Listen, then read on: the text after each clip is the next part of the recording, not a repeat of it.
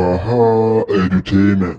Aha Edutainment. Gabatar muku da addu'a idza fatara inda ahli bait. Idan ka sha ruwa a gidan wani ko ka ci abinci a gidan wani to sai kai mai addu'a, musamman da azumi. Wani zai iya gayyatan ka litinin ko alhamis ce zo ka sha ruwa a gidana, ko da ramadan ce wani zo ka sha ruwa a gidana, kamar yadda ake yi ana gayyatan mutane su sha ruwa a gidan wasu. aftara indakum as-sa'imuna wa akala ta'amakum al-abraru wa sallat alaykum al-mala'ika. hadisin Anas dan Malik, riwayar Abi Dawud da Ibn Majah da Nasa'i. Sheikh Albani ya inganta shi. haftara indakum as-sa'imun, masu azumi sun sha ruwa a gidanku ko a wajenku. wa akala ta'amakum al-abrar, kuma masu bin Allah sun ci abincinku. Dan annabi ya faɗa can a wata riwaya, wala yakul ta'amaka illa taqi, abincinka kada ka ba da shi wani ya ci in ba mai takawa ba. musallat alaikumul mala'ika, kuma mala'iku su yi muku addu'a ko su ne muku addu'a. as-sa'imuna, masu azumi, kowa ya san falalar ciyar da mai azumi da shayar da mai azumi. manzon Allah sallallahu alaihi wasallam yana cewa man fattara sa'iman, duk wanda ya shayar da mai azumi, duk wanda ya shayar da mai azumi to Allah zai ba shi lada irin na mai azumi. abinda duk mai azumi ya samu to kai ma za ka samu, kuma ba tare da an tauye wato ladan shi mai azumin ba.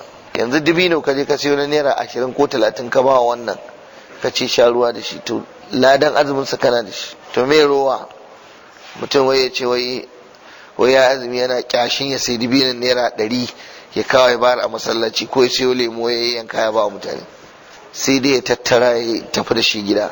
abincin ka ba wanda yake ci sai kai. wanda Allah ya taimake shi malam ko shine wanda ya masa arziki yake ciyar da mutane da azumi. ko litinin alhamis ka fahimci mutane suna yi azumi ka ciyar da su, to malam garanti kamar ka samu dilladan su ne. ke sa masu dabara sai ga mutum kafin azumi ya zo ya tanadi buhunan dabino, buhuna. akwai masu attajiran da dabara suke, sai ka sai buhu guda ka kai masallaci inda ake shan ruwa kullum. in dai za a yi ba mutane dabino, in dai za su yi buɗe baki to da dabinon ka za a yi. akwai ribar da ta wuce wannan? amma wani zuciyar ba zai ta bari ba. shaddar da zai je siya ɗinka a sallan nan tafi kuɗin dabinon da zai siya ya raba a masallatai. ɗumman banza da zai saka shi ya kashe shi a banza, wataƙila ma 'yan adadi kaɗan ya jefar da shi. abin yana buƙatar fikira da tunani. to kaga saboda ya san falalar ciyar da mai azumi, shi sa ya yi masa wannan addu'ar, ya ce to yau dai mai azumi ya sha ruwa a wajenka, kaman Allah ya baka ladan da ake bawa wanda ya ciyar da mai azumi ko ya shayar da mai azumi. so Allah ya koyan uwana ga wanda Allah ya bashi dama, kar mu zama mu kullum mu parasite ne, mu sai dai a ciyar da mu. kai ma kai wani abu, ko a gidanka ne ko aljihunka ne, ko ruwa ne fafiya wata ka sayo ka raba mutane, Allah zai baka wannan ladan. to Allah raguwa zai idan ya baka ladan? bai zai ragu ba. kai ne ake so kai kokari ka fi karfin zuciyarka. shi yasa inda suka ci gaba zaka ga wato mutum tanadi yake saboda Ramadan kawai. saboda Ramadan wata ne na samun arziki, sai mutum ya ta asusu, wannan asusun kawai na sayan dabino ne ko na sayan wake ne ya sa matan su kosai ana kaiwa masallatai, ko kuma na sayan gero ne da siga ya sa matan su ta kunu ana raba mutane a masallatai, ko kuma na sayan abinci ne da zai sa a rinka dafa mutane abinci ana kai musu da azumi. ku je ku ga inda suka san falalar ciyar da mutane. ku je Makka, ku je Madina, je ka masallacin Annabi. ni na sani lokacin muna karatu duk ranar Alhamis da Litinin ba wa sai kai wani abinci ba a jami'a, saboda akwai abinci kawai da zaka je ka ci a haramun Annabi. dabino sai ka bashi, sai kai kayan sama ka tabo da shi. nono din nan irin madara, haka za su yi ta shimfiɗa masallacin nan, kuma ana kiran ka ana faddal faddal faddal duk Alhamis da Litinin. ha kuma duk lokacin da ake azumi kamar ayyamul bid 13 14 15 ga wata, kana shigowa masallaci ma daman za ga a ce yau ana azumi. azumin arfa ne, azumin ashura, azumin tasu'a, irin azumin sita shawwal din nan da ake na watan shawwal, gaba ɗaya watan shawwal din suke shimfiɗa masallacin, saboda in yau wani yana yi gobe wani baya, in wani yana yi gobe baya, har watan ya kai ƙarshe. suna ciyar da mutane kuma suna murna suna ciyar da mutane. ba yanzu nan wani ma in ya taimake ka ma yana ma wani gori cewa ya taimaka ma, gani yake ya taimaka, bai san ya taimaki kansa bane ba. haka kuma da azumi, yawancin kwaya alhazai ne ai kuna zuwa kuna zuwa ai aikin umra. Akwai wani wanda yake cire kudin sai abin bude baki a Makka ko a Madina, wanda ma a Makka zaka yace jama'a ta yawa. A Madina fa wallahi dai in baka zo masallacin ba wallahi baka sai abinci ba, kuma abinci giredi fa mai kyau ba sama da shi, kwarai da gaske. Ba wai saboda za a kawo masallaci a kawo lalatacce ba. Kaga miloniya malam kuna zaune a layin cin abincin sadaka da shi. Ga arfa, duba duk jama'ar arfan nan, duk jama'ar da suke zuwa arfan nan, amma wallahi mutanen nan sai kaga mutum ɗaya yayi tirela 12, mutum ɗaya sunansa ne kawai gaba ɗaya cikin masu kuɗi muhsinun, mutum ɗaya sai wannan kaɗan fa na gaya muku, akwai mai yin tirela 200, tirela 12 za a jera ga baki ɗaya malam, lemo ne da ruwan sanyi da irin jus nan katan bara ma su iya bada kwaya ɗaɗɗaya a buɗe ba, yaushe kawai katan ɗin za a ɗauka sai a jeho shi cikin alhazai kawai, in ya fado a cafke abubba za ko ya ɗauka. Haka za ga ana bada kaji katan nama abinci a arfa da mina ɗin nan, saboda sun san muhimmancin ciyarwa da muhimmancin shayarwa. Ba wani wanda zai ce wai ya je ya sai dai in da ra'ayinka kawai, ko kana da wani abu kai ba za ka je ka ci na wannan na sadakan ba. Amma wallahi alhamdulillah malam suna ba mutane kuma yana isa. Amma me yasa ba ma koyi da wannan? Kaga babban mai kuɗi da shi kuke karbowa, kuma ya dawo garin su, ya je ya dan yi umararsa ta azumi, ya dawo garin su, wallahi masallacin unguwarsu wallahi kwanan dibino ɗaya ba zai iya sai ya aika musu ba, saboda tsabar mutuwar zuciya da rashin tausayin kai da tunanin lahiran mu. Ruwa dinnan da kake gani katan ke bayar da shi. To al'amuran mu ne ga sunan, sai dai abinda ban san ina muka nufata ba, kuma rashin taimakon yasa mutanen mu din ana yin taimakon sai kaga kamar za su kashe kansu, saboda ba a saba ba a yi. To yana da kyau mutane mu yi wannan tsarin. Ciyarwa tana da amfani. Inna ma nut'imukum liwajhi la nuridu minkum jaza'an wala shukura.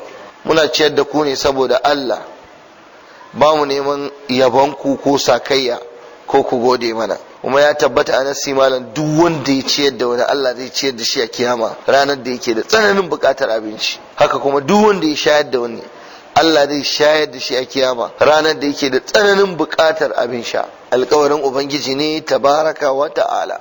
So haka ake dan jarraba a hankali.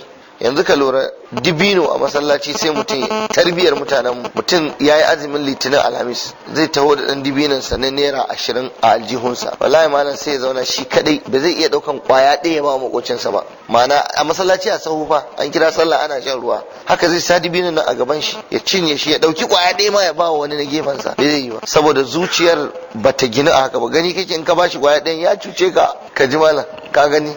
Wannan yace wani yake gaya masa a Saudiya, yana wucewa ta wani gidan wani balarabe yana yin abinci yana fito da shi ana ba wa mutane, kullum haka zai wuce ya gani. To shi balaraban sai ya kira shi ya ce me yasa baya tsaya yana cin abinci a gidan shi? Ka lura fa, duba, kamar yadda daman kiran ka za su ce don Allah bismillah, ko shan ruwan nan in ka sha ruwa sai a rinka cewa gobe za ka dawo don Allah. In ka zo ka zauna a shimfiɗa suka ci abinci ka sha ruwa sai ce don Allah gobe ka dawo. Akwai wallahi wanda kuɗi suke barawa, kuɗi bayan an sha ruwan sai kukkulle kuɗi a ambala sai je jefa wa mutane, ba wai don wani abu ba fa, don gobe ka dawo ya samu ladanka. Kuma wallahi malam har yanzu suna yi. Daman ko mu a jami'a in ka ga sufurar da an fi cika ɗalibai, in wata ya je ƙarshe ba samu kuɗi ba sai a tafi irin wannan wurin, an fi cika a wurin saboda yana dan bada abin nan. To sai ya ce wannan mutumin, sai shi mutumin ya ce masa abincin ku ne akwai tafarnuwa, ni kuma ba na son tafarnuwa.